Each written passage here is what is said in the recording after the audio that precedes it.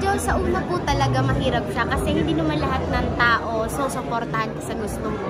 And then, ayun lang po, gawin mo lang talaga ng maigi yung lahat ng gusto mo sa buhay.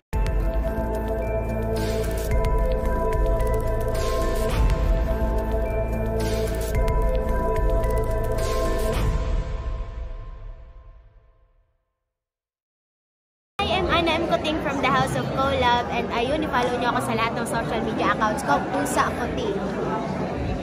Eto, kumusta naman yung journey mo as an influencer and especially as streamer here in Puno? Medyo sa una po talaga mahirap siya kasi hindi naman lahat ng tao susuportahan ka sa gusto mo. And then, ayun lang po, gawin mo lang talaga ng maigi yung lahat ng gusto mo sa buhay kasi dadaan din ang mga panahon na magiging proud din sila sa'yo. Brief history mo lang as an influencer, paano ka nag-start? Paano ako nag-start? Nag-start po ako kasi may karinderya po kami before. And then yung karinderya na yon, parang ginagawan ko po siya ng content which is iba't ibang klase ng customer. Ayun po, so dun po talaga din ako nagsimula. Pero ngayon mas nakikilala kasi dinadub yung mo. Yes po, yung mga real talk. So anong pakiramdam naman?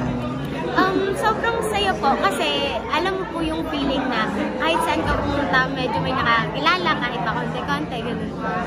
And how does it feel na even mga celebrities dinadub yung mga audio?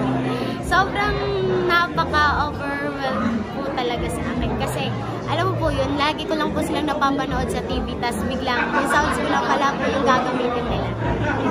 And so far, sino yung mga naalala mo na nag-dub nung Si Jody Santa Maria, si Yeng, si Sanya Lopez, si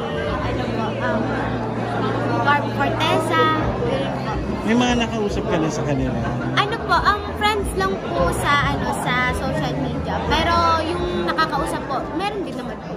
Ayun, eto na lang.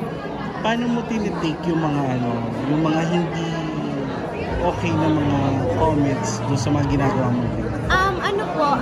Sabi ko na lang po sa sarili ko, minsan naiiyak po talaga ako. Kasi hindi naman po, lagi ko po sinasabi na, ay, wag mo pansinin yan. Pero lagi po talaga pumapasok sa isip ko na, ay, hindi, bakit niya kasi yan sabi yun? Parang ginagawa ko pong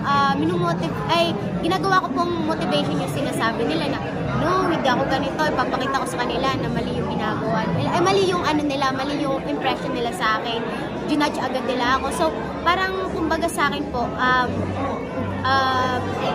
kahit masakit, pero talaga don't mind them kasi kahit tama o mali man yung ginagawa mo, masasabi pa rin sa'yo